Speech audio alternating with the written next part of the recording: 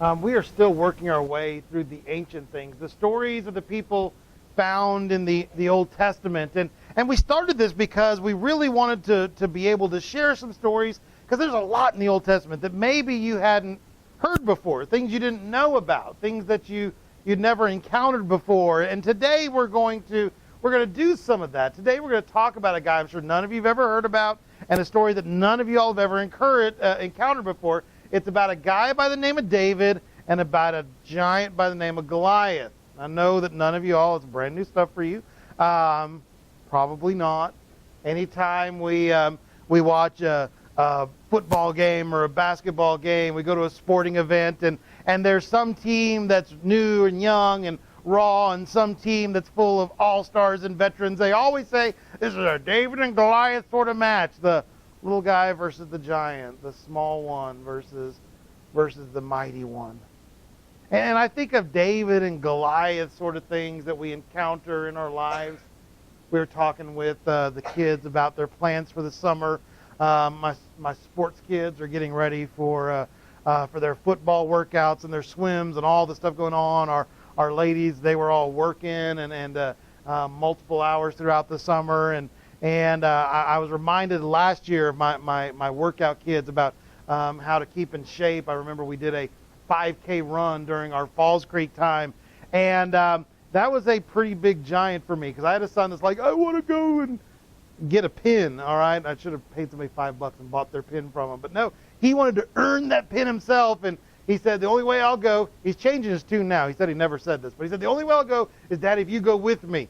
And I was like, okay, because I love you, I'll go with you. And had to do 5K. And I think if it was all 5K on a hill that went down like this and I was on a skateboard, it'd been great. I'd have had a lot of fun with that. It'd have been a breeze in my hair. It would have been fun. But no. We were marching up hills and down hills and here and there. And I had this insane idea that we were supposed to run, or at least simulate running motion. You know, I'm an old man. You can wave your arms like this while you're walking, and if you play the video in fast motion, which we didn't do, but if you did that, it might have looked like I was running. And it was a lot for me to do 5K up and down Falls Creek stuff. I was carrying 2 campers around my belly at the process because I'm a little bit larger than them. But it was monumental. I know a lot of us have things that wasn't as monumental for the teenage kids that were all buff, and they were like, okay, let's do this, and wanted to do 10 more and went zooming past me. And while I'm coming around that first corner, they're like, oh, we're nearly done. Like, yeah, me too, nearly done. It was easy for them. It was hard for me. It was a giant for me. It was 5K for them. Psh. Our friend Ruth that we talk about sometimes, she a good godly lady. She likes to wear T-shirts that say 5K fun run. It's like, it's not fun. It's trying to kill me. All right, so it's a serial killer run when I'm doing it. It's the 5K trying to assassinate me. For her, it's fun. It's like, let's go do 5 more. It was fun. And not fun for me at all. But it's bad for me. It was a giant for me, but not so much a giant for her. For her, it was a fuzzy plaything. For me, it was something that was terrible. And today we're going to be talking about some giants, and we're going to do this much, just a little this much on David and Goliath, just so you could say, like, I know that story. And then we're going to talk about some other stuff. Because you know that Goliath wasn't the only giant that David faced? I don't know. I did not know that. Goliath had brothers. Did you know that David fought some of Goliath's brothers? I did not know that. And his brothers were weird and funky as well. They were super strong. It said they came from a whole clan of giants, the giant people. And David apparently had to take them all out. It was kind of like a video game. Giant Goliath was level 1, but there was level 2 and 3 and 4. There was a lot of them out there. And David was constantly having to fight off these giants. And it leads us to ask the question, what kind of giants are we facing in our lives today? Let's do the story we know, David and Goliath, the faith to face a giant. And this is the story we hear as a kid because it's the story we sang in that song. It's the voice of truth. You can go do it. God's going to be with you as you face your giants. And you read it, and it's inspiring. I mean, coaches could say stuff like this. Goliath said to David, am I a dog that you come at me with sticks? Goliath is making fun of David because he's a little bitty. He doesn't have a sword. He has his little crook for catching sheep, and he has a slingshot. And the Philistine cursed David by his gods. Come here, he said, and I'll give your flesh to the birds of the air and the beasts of the field. So here's giant Goliath, humongous guy, big, burly, strong. angry apparently, has got this sword that is super awesome. And I mean, I'm a sci-fi guy, a fantasy guy, and see in fantasy shows, you go watch Lord of the Rings, the swords are cool, they sing or they glow and they do stuff like that. They're on fire all the time. They're awesome. Well, you know what? You read the Bible, they talk about Goliath's sword like that, like it's super awesome. They have to keep it in a special location so that it doesn't get into the wrong hands. I mean, how cool is that? His sword is so cool, you don't want it to get in the wrong hands because it'll become, evil or whatever. And so there's a bunch of monks, a bunch of priests that have to keep Goliath's sword under lock and key so that, the bad guys don't get to it. That's how cool his sword is. Goliath is awesome. And so here's David, little bitty David, level 1, he hasn't done anything yet. He's just coming out there, I am David. He's not wearing any armor. He's a little bitty kid, 12 years old or something, so younger than these guys, like one of these guys, Kobe, all right? So he's going up to face the giant. And this is what David says. You come against me with sword and spear and javelin, but I come against you in the name of Yahweh Almighty, the God of the armies of Israel, whom you have defied. And then he goes on and smack talks even more. David was a smack talker. His thing would be like all the way down to the floor. David just saying, you are in trouble today because I am going to come and I'm going to cut your head off with your shiny sword. That was David's plan. That's what David tells Goliath. I don't have a sword because I don't need one. You're carrying the one that I'm going to cut your head off with. Let's bring it on. Now, that's Old Testament stories you like, right? Oh, yeah. Hey, that's a kid. And just to let you know, spoiler alert, if you didn't read it beforehand, David takes one little stone, slings it in there, knocks Goliath in the head. He falls over. David walks over, picks up shiny sword from Goliath, cuts off Goliath's head, shows it to all the Philistines. The Philistines are like, oh, no, he's got the shiny sword. And shoo, they run. And the Israelites are like, dude, why didn't we do that like 2 months ago? And they all chase after the Philistines and just start kicking their rear. And that's how the movie's supposed to end, right? Hey, church, this is the message for you. There are giants in your life. Trust in God. Kick their rears, and everything will be great. And that's the message you normally put. You know what? That's true. Have faith in God. God will help you overcome your giants, whatever they are. Physical, emotional, spiritual. God will help you come over any of them, financial. But that doesn't match so much with what we deal with day in and day out, right? We don't send our little kids out to fight our battles. We seem to fight giants, and then there seems to be more giants. We don't seem to have the decisive victories that David seemed to have here. I wish we did all the time, but we have some problems sometimes, and things are up and down. And the truth, David has to keep fighting off the bad guys. He has to keep fighting off the giants. He has the faith to face this giant.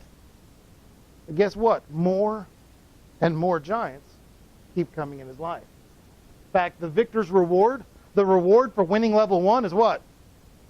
Going to level 2. All right? And I don't know. I've played lots of games in my life. Level 2 is never easier. I'm like, come on. People should be scared of me by now. No. Level 2. The harder bad guy. The sequel. You know how sequels work. It's like, where was this bad guy last movie? Why didn't he show up then? He could have helped the bad guy in the first movie, and together they could have shared the world. But no, you waited for the sequel, and that's what happens. 1 Chronicles 24 says, after this, war broke out with the Philistines at Gezer as they fought Sibbecai. I don't know how to pronounce all these things. This is my pastor trick.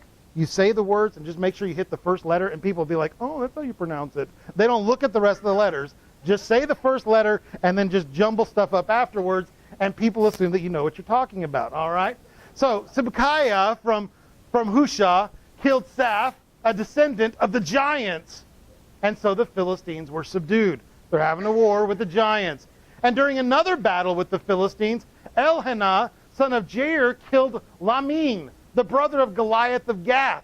The handle of Lamin's spear was as thick as a weaver's beam. So, Goliath had the super cool sword. Goliath, his brother, he liked to use a spear, because that's the other way they do it in the video games too. One's got a sword, one's got a spear, one's got some nunchucks or something, all right? I'm sure that's Goliath's third brother, nunchuck Goliath. But his spear was this big around. You and I would pick it up and we'd be like, okay, no. But this guy could pick that thing up and just chunk it. Chunking it like a spear, javelin throwing, a thing that's huge like this. That's Goliath, his brother, so they had to hunt him down and kill him.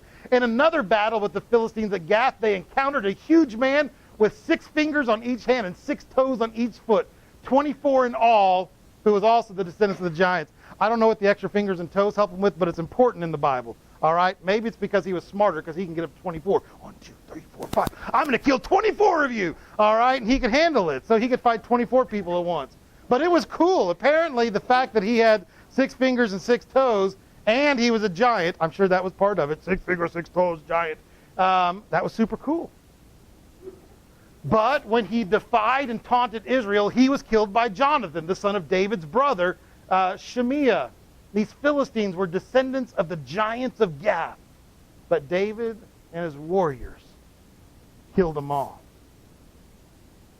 You know, honestly, we talk about this a lot of time, especially here at All Things Fellowship, because one of the things we talk about is how each and every one of us have something in our life that makes us say, whew, well, I really messed up here.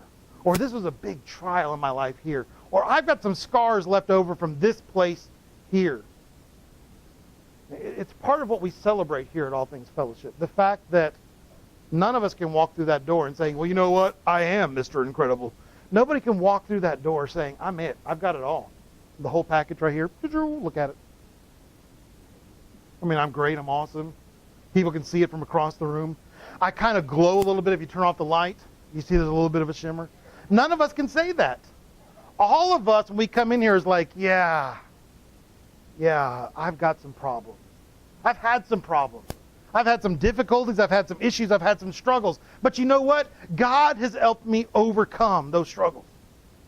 All of us have to admit at some point in time we've had giants in our lives. Giants that we've had to overcome. And the reward for overcoming giants when you're a Christian is that God says, I got some more giants for you. Kind of what we talked about this morning is simple little things like keeping the church clean. Jesus actually told a story about that. Jesus told a story about how a wealthy landowner gave just a little bit of money to 3 of his different servants. And when he came back, one of them had doubled that money. And the landowner didn't say, hey, you doubled that money. Thanks. Here, keep the profits. The landowner said, hey, you've been my servant. You doubled that money. Super cool. I'm putting you in charge of 10 cities. All of a sudden, he was mayor of an entire county. Because with just the little that he had been given, he showed that he was faithful. And the guy took that and put him in charge of 10 cities. And the next guy had doubled his little bit. And the guy said, that's awesome. I'm putting you in charge of 5 cities. And all of a sudden, he was running 5 cities because he was faithful to grow the little bit that he had. And then there was one servant that said, whew, you gave me a little bit, and boy, was I scared I was going to lose it. So I buried it in a hole. And here it's back. It's a little dirty, but it still spends. And the servant did not get rewarded. And he did not get cities to run. Instead, he had that dirty money taken away, and it was given to the one that had done stuff with his money. And he was kicked out of the family. And God gives us challenges in our lives. Little challenges, but for us, they're giants. 5K was a giant for me, but it's not a giant for some people in this room. For some people in this room, they thought it was humorous to laugh at how big of a struggle my 5K was. Because it's not a giant for you. You want to know a secret? Giants are not a giant for David. They're not. David eats giants for breakfast. He eats giantos, all right? He wakes up, he's like, where's some more giants for me to eat? Have you seen a giant lately? No, David killed them all right? David loves to fight giants. That guy is seriously crazy. When he was a little kid, when he couldn't find any giants, he'd just go beat up lions and bears. All right, you're not a giant, you're a bear. Well, I'll fight you anyways. And he would go for it, all right? He was crazy like that. Giants were not a giant for David. David trusted that God would help him overcome that giant every single time, and God always did. Your life and my life, we have different kinds of giants. And while I'm super impressed at David, or at anybody that can run a 5K and still call it fun, I'm impressed with those things. Those may not be giants for you. They're a giant for me. There's some people, and I say, hey, you want to come up here and pray in front of the church? They're like, ooh, can't do that. That's a giant. I've prayed in front of a church time or two. I am not uncomfortable doing that. That's not a giant for me. I can pray in front of the church. I can get Kim up here and she could sing you a song in front of the church because it's not a giant for her. She's sung in front of 1,000 people at her church before. And it's not a giant for her, but it may be for some of you. If I said, hey, we're going to go to Kim's home church, 1,000 people in it. You need to sing in front of all of them. That might make you uncomfortable. Different giants for different people. We think David's awesome because David fought Goliath. David had no problem with Goliath. Here's the problem. Let's look at the next verse. There are some giants that are too great to conquer for David. In 1 Chronicles 21:1, Satan rose up against Israel and caused David to take a census of the people of Israel. So David said to Joab and the commanders of the army, take a census of all the people of Israel from Beersheba in the south to Dan in the north and bring me a report so I may know how many there are. But Joab replied, may the Lord increase the number of his people 100 times over. But why, my lord the king, do you want to do this? Are they not all your servants? Why must you cause Israel to sin? David did have a giant. His giant was him. He was little bitty, but David loved him some David. David thought David was pretty cool. So David thought that David deserved the best women in the kingdom, and David thought David deserved the best army in the world, and David thought that David could do whatever he wanted to. He would break into the temple sometime and steal food from the priests. David thought that David could do whatever he wanted to do, and in this particular instance, God had put David in charge of all of Israel, but David wasn't big enough just saying, hey, God's in charge of my army. David said, yeah, God's in charge of my army, but don't we need to be keeping score? Come on, don't we need to be keeping score? We need to put down David, and he has this big of an army. We need to be keeping score. You ever read the Bible? God's not a big fan of keeping score. Have you ever noticed that? Anytime people come to God's like, God, I've been keeping score. I got 10,000 people to go fight the bad guys. God's like, you got too many points. That doesn't seem very fair. We play games outside with my kids, and Ransom has to stand way back in the back when he's, throwing the lawn darts. We were doing a Frisbee game the other day. And Cambry gets to stand like this close to the target. Ransom's like, that's not fair. I'm like, yeah. We count points differently when you're this tall and a kid and when you're this tall and a teenager. We count points differently. You get to stand closer. And that's the way God is with points. Hey, I got 10,000 people in my army. God's like, too many. All right. I cut it in half, God. 5,000? Still too many. Try to whittle it down to 200. For an army? Yeah, for an army. Okay, God, I got 200. He's like, let's go. You see the difference between God and us? We think it's all about keeping score. God thinks it's all about trusting him. When it came to giants, one-on-one, who did David trust? David trusted God. But when it came to his army, who did David trust? David trusted David. David trusted himself. There was a giant that was too big for David to conquer, and that was David's own ego. David wanted the women he wanted. David wanted the army he wanted. David wanted the praise that he wanted. David wanted to fight the battles. And David wanted people to shout out in the streets, David's awesome! I mean, seriously, everybody in Israel was wearing David jerseys, all right? And he was cool, like, that's my jersey. Everybody loved him some David, especially David. And that's the problem. Because the giant that David couldn't defeat was the one that lived with him every single day. Honestly, that's the hardest giant to ever defeat. And there are times that Kim and I have to have heart-to-hearts because she has to tell me, hey, honey, you're not doing well fighting this giant in your life. And she's right. She's very keen at being able to help me. That's why God gave her to me. She's very keen at being able to say, this is a lion, this is a giant, something you've struggled with in the past, and it's coming back again. The question is, are we humble enough to turn to God and say, God, dude, thank you so much for giving me a wife, for giving me an advisor, for giving me somebody that will help set me straight. There's a giant in my life, and it's too big for me to handle. And so this is the sum of the whole thing. We hear about David. We're always told about how great David is, about how Jesus comes as a descendant of David, about how David's throne would last forever. David's this Lion of Judah. We hear all these cool things about David. But this is what David's life ends up as. David summoned all the officials of Israel to Jerusalem, the leaders of the tribes, the commanders of the army divisions, the other generals and captains, the overseers of the royal property and livestock, the palace officials, the mighty men, and all the other brave warriors in the kingdom. And David rose to his feet and said, "My brothers and my people, it was my desire to build a temple where the ark of the Lord's covenant, God's footstool, could rest permanently.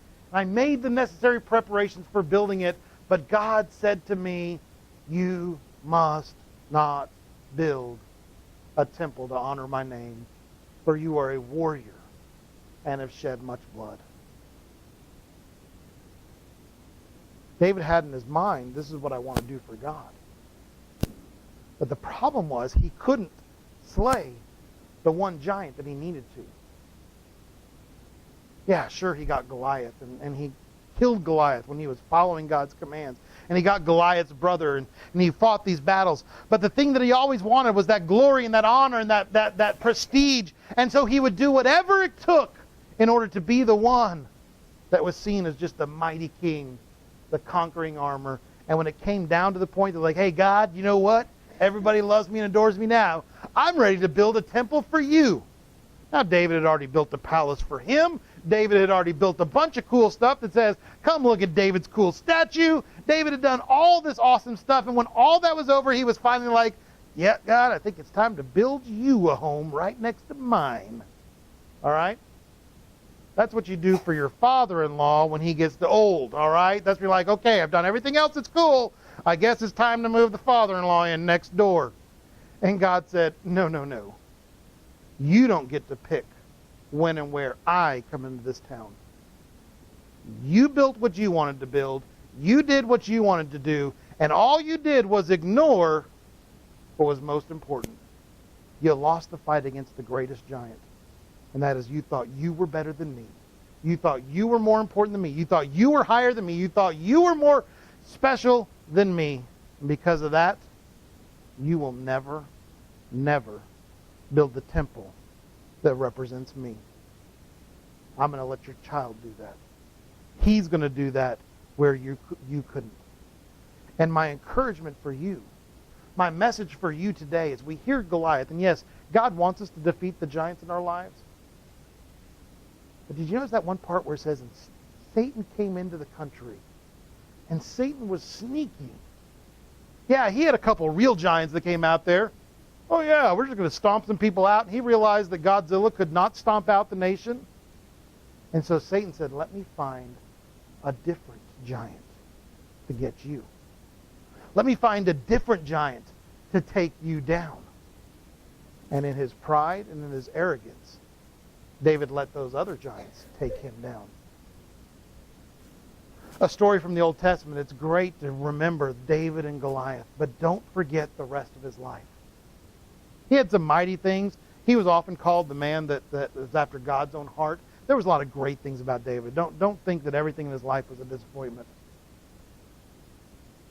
But in this one area, this major area, he stopped following God. And because of that, God never permanently lived in his city. God never said, this is where I'm going to stay.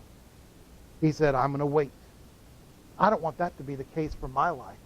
And I don't want that to be the case for my family. And just as David had advisors that came to him and said, David, let's do it differently. And David ignored it and went the other way. I want to make sure that the advisors in my life, when my wife and my friends say, hey, this is something that's important, that it's something that I take seriously. And my hope is here in the next few weeks that even the things that just this week that my wife and I talk about, it, the great thing about driving in cars, you get lots of time to get caught up on stuff. That I start doing not what David did, but doing the opposite.